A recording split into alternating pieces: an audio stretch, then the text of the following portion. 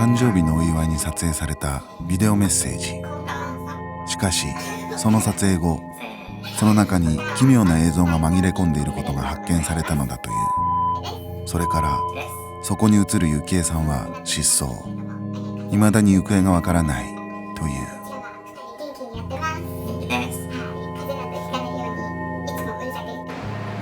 取材を進める我々は、失踪した幸恵さんの同僚の方から話を伺うことができた。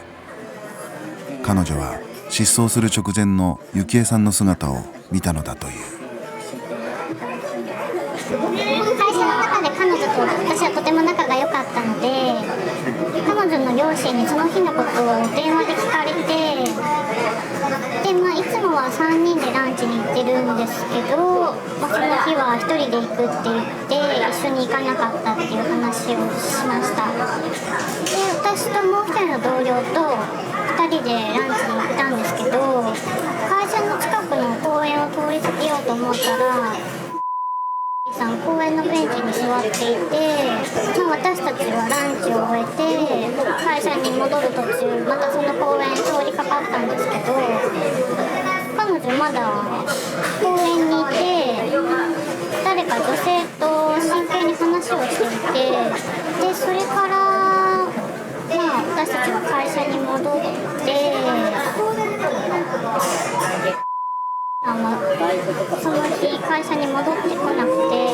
それから会社にずっと来なくなって、で後からさんがいなくなったってことを知って、あの日のことをランチに一緒に行ったもう一人の同僚と話をしたんですね。あの時公園に私はさんが女性と話してるのを見たんですけど、彼女はさんの隣に女性の姿がなかったって言うんです。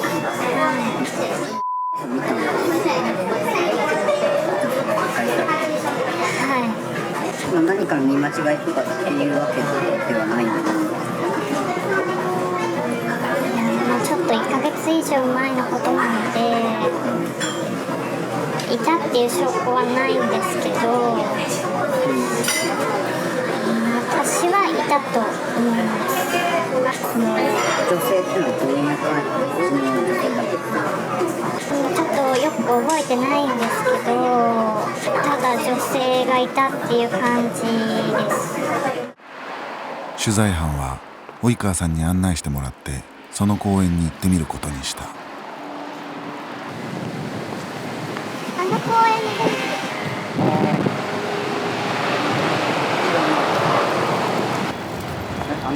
ベンチ。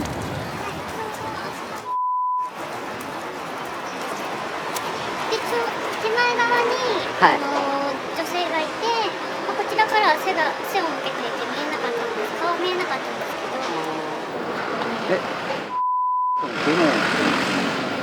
奥から2番目。こっちから来て、見た。はい。私の会社がちょうどあっちにあるので、ランチの帰りにそこを通って、通り過ぎようと思って。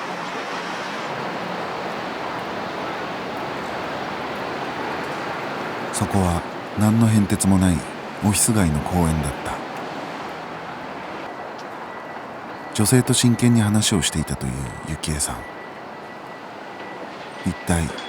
何を話していたのであろうか。そしてその女性とは一体何者なのだろうか。その後我々は及川さんに問題の映像に映る女性の画像を送り確認してもらったが、幸恵さんと公園のベンチで話をしていた女性がそれと同一人物であるのか、類似点があるのかどうか何とも言えないとのことだった。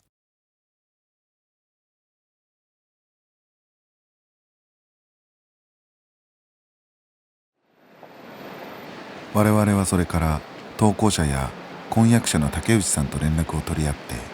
さらなる手がかりを探っていた。しかし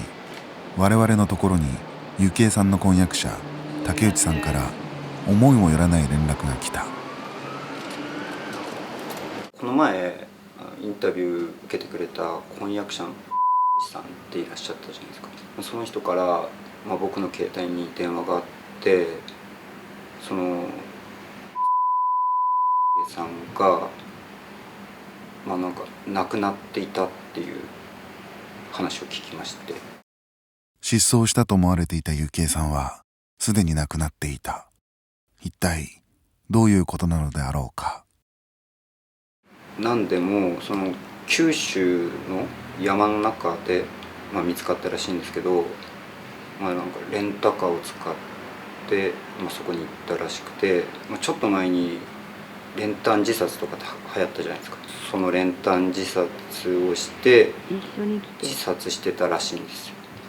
投稿してくれたお母さんの方は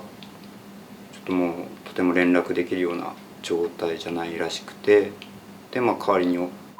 さんが電話をくれたということらしいんですけど、我々はゆきえさんの葬儀が終わるのを待ち、投稿者であるゆきえさんの母親に取材を申し込もうとしたが、取材に応じられるような状態ではないとのことだった。しかしその代わり竹内さんに電話による取材をお願いしてみたところ応じてくれた。差し支えない程度で構わないんですけれども、お話ししていただけますか。彼女がいなくなったすぐ後にそういうことになってて、発見された時には死んでからだいぶ経ってる状態で、遺書というかメモみたいなものが残されてて、メモは差し支えない程度で構わないんですけれども、どういった内容だったんですかね。一言だけなんですけど、はい。みんな死ぬって。その一言だけ。そうですね、はい。ちなみにそのさんが、見つかった場所っていうのはどこだったんですかね。九州の県のっていうところなんですけど、僕と彼女が昔の夏に旅行で一緒に行ったところの山の中で見つかったみたいなんですけど。じゃあそのさんは一度行ったところなる場所で亡くなっていたと。みんな死ぬ。遺書に残されたこの言葉は一体何を意味しているのだろうか。ちょっと伺いたいことがあってお電話我々はゆきえさんが自殺したその山林について取材を試みようと所有者に何度も連絡を取ってみたが許可が下りることはなかった。その後我々はその山林について資料を集めてみたが、近代以降これといった事件が起こった形跡は見られなかった。しかし江戸時代にその山林を含む山一帯に次のような奇妙な話が一つ残っていたことを付け加えておく。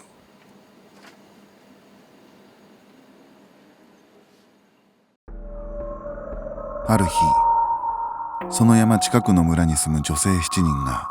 山菜を取るためにその山に入った。しかし夜になっても帰ってこなかったため、心配した家族たちが探しに行くと、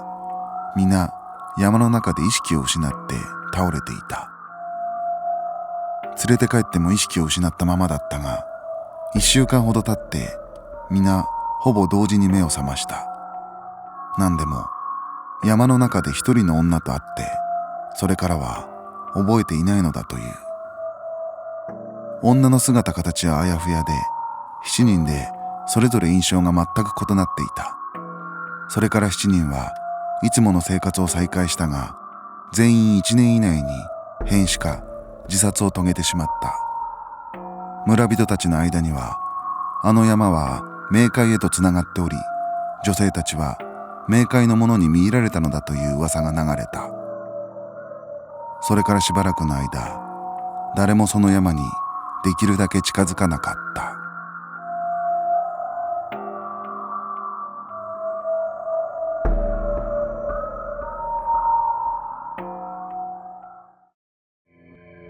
幸恵さんは単に精神を病んでおり自殺に走ったのであろうか。しかし急に精神を病んでしまったとはおかしくないだろうか。幸恵さんの失踪自殺の前に見られた不可解な現象や言動、やはり幸恵さんにはあの世とつながっているというその山林の近くに滞在したために、それだけで何者かが憑依してしまったのだろうか。それでは問題の箇所をご覧いただこう。です。改めまして、この度、この度というか次の春に君と結婚することになりました。今、本当にすごく、幸せいっぱいって感じです。お母さんには、いろいろと力になってもらったなと、この頃特に強く思うようになりました。夜中2時ぐらいに前電話かけた時にすごく長い話だったにもかかわらずいろんな話を聞いて、うだうだと要領も得ない話を聞いてもらったんだけど、あの時はもう本当に自分的には辛くてしんどくって、落ち込んでた時だったんで、夜中もうそんな時間に誰にも連絡できなくて、本当に時にことが本当に私的に本当にあの時聞いてもらったのはすごく大きくて、だからこそ本当も今こんな幸せな状態かなともある意味思ってます。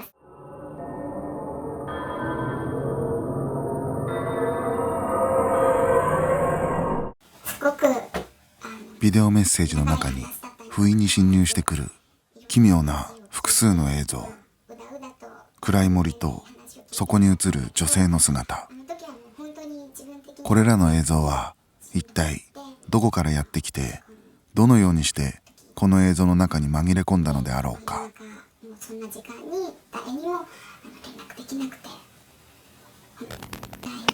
時にことが本当に私的に本当にあの時聞いてもらったのはすごく大きくて、だからこそ本当も今こんな幸せな状態かなともある意味思ってます。あの時はもう本当に自分的にここに映る森は